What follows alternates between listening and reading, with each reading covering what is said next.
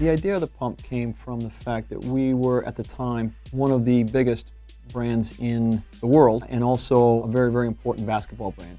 There were two shoes that we made up, and this was in early '89. One was called the Pump Shot, and the other one was called the Pro Pump. We set out on a little adventure to try to create a custom fit and custom support device using an air bladder. And this is one of the first products we actually made on the production line. We had to make an air bladder that worked and that was functional, but then we also had to make a shoe that was manufacturable, but then we had to look cool. I was a firefighter before I joined Reebok. In the ambulance, you've got air splints and mask trousers for shock victims, so inflatable medical devices were all around. Creating an inflatable system around your foot turned out to be the simplest, but the most complicated. This is our very first pump bladder, and it was made to see if we could get it to create an inflation device that could do what we wanted. It was something new that the culture haven't seen, and then when Reebok came with this pump technology that would squeeze your feet tight and make you feel the support, I think it was amazing. The air would come in from the heel,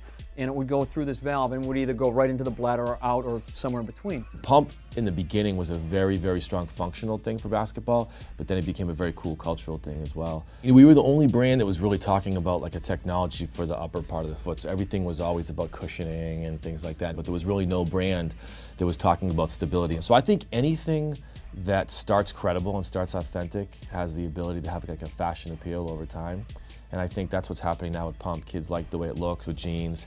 And I think, again, like one of the most important things is nobody else can do this. I mean, this is iconic Reebok. The new designers and the new developers, new engineers are actually taking what was once old and they're repackaging it and they're making it modernized to address new functionality and new opportunity.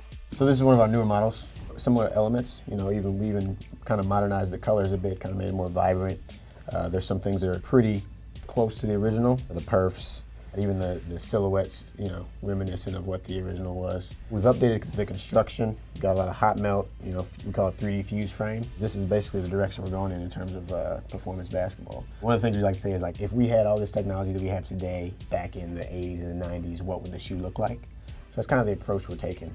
Innovation is a key part of our strategy. We've got some new applications and processes that our team is working with Pump, and our lab is looking at all of these great technologies that we introduced before and how we can evolve them to be better. And we have a couple new technologies too that we're looking to bring into basketball.